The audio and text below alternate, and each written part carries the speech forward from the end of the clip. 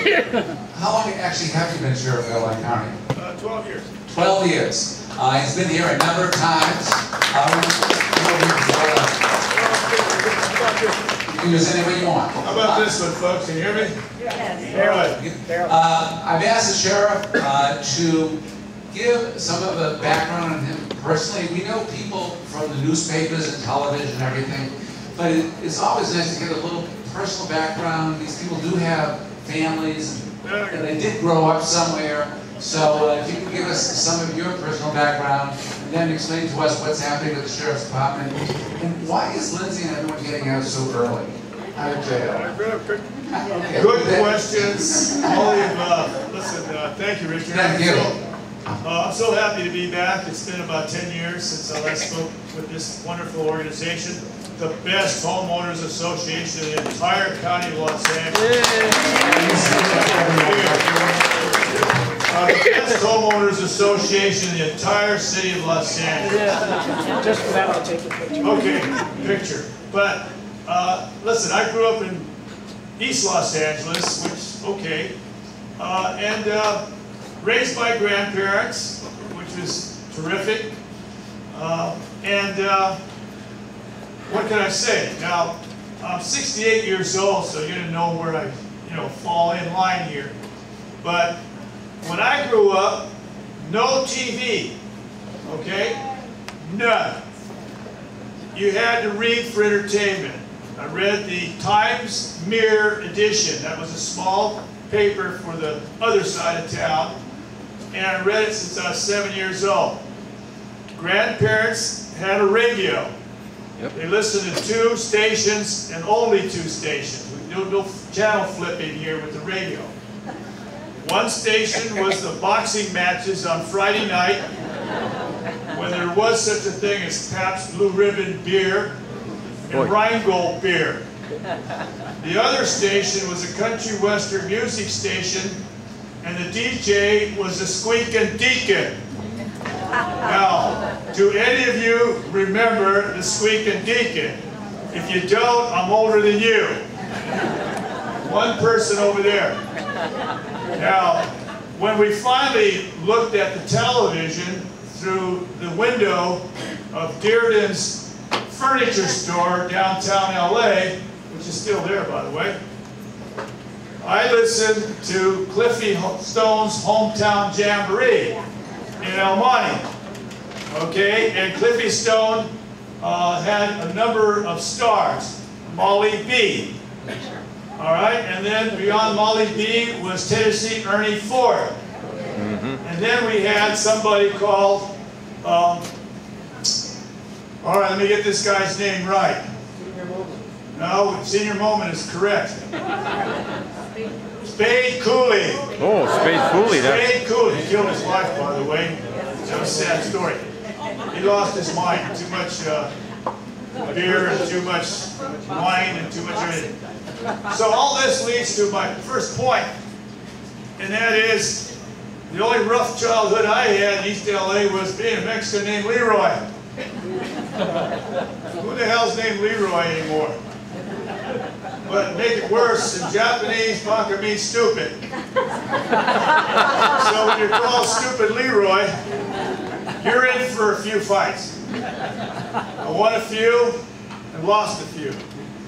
But I had the greatest teachers you could ever imagine. And I was telling Tamara, and I don't know where she is right at the moment, but she was here. She split. She just left. But I said, the one thing I learned, the best subjects I learned when I was going to grammar school in the LA Unified School District, East LA, was English and math. You had to remember everything.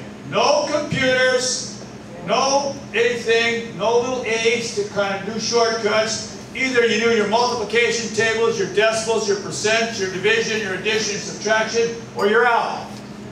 And you know what? That's the problem with schools today. You betcha. Is that this isn't about playtime, it's all about work.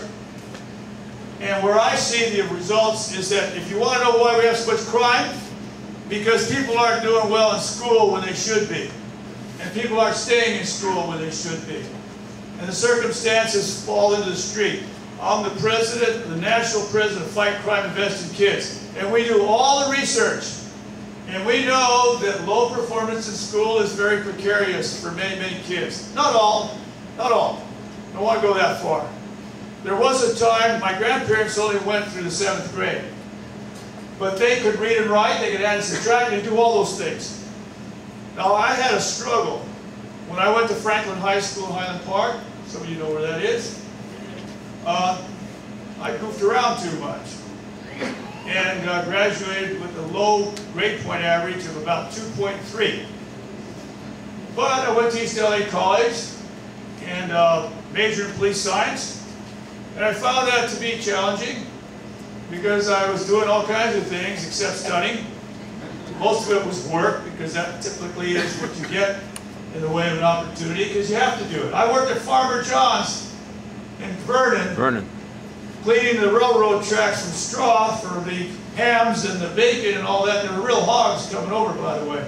And they still bring them over from back east, Virginia. And I knew how to work like a man when I was 14 years old. Now, that's one of the other things that I'll say. If there's anything we need to do as parents in this country, is we need to teach our children responsibility. And it better be at a very young age. Probably starting around 5. And that is, learn how to pick up the pillow that's off your bed when you get up. You may not know how to make the whole bed, but you better learn how to take care of your mess. We don't have maids in the house. Mother's not a maid. Now, I'm just telling you my values. My grandmother raised me, and she did it with an iron fist. And if I got out of line, I got it. But I believe that there's a need for this kind of orderliness in raising children. That life is not a playground. Life is a serious endeavor.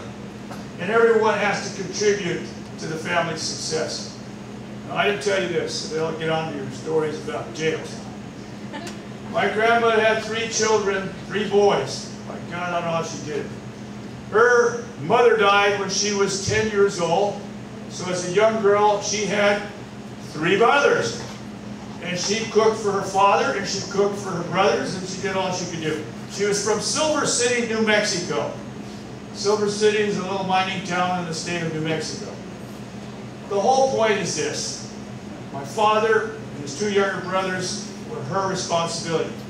The 3rd brother, my uncle named William, was born mentally ill. He weighed 1.5 pounds. He could not speak coherently. He could not read. He could not write. He could not feed himself. He could not do much of anything. But he was her son. That's an important thing. She wouldn't put him in an institution if you put a shotgun at her.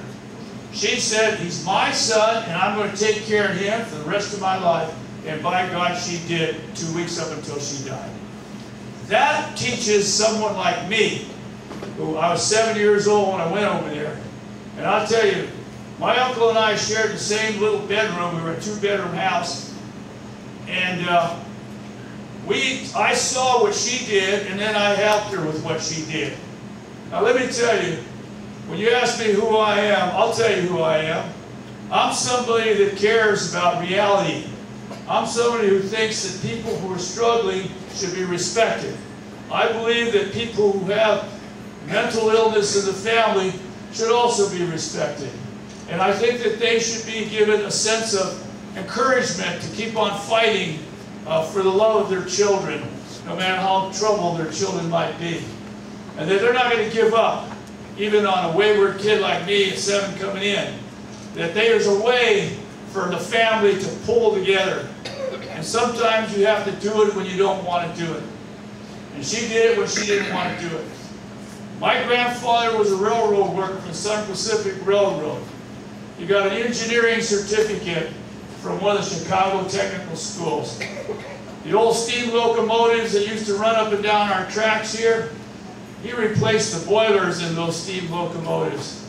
And I'd go there with him and watch him do that when I was a little kid. In other words, all I knew in my childhood is 2 old people with a lot of responsibility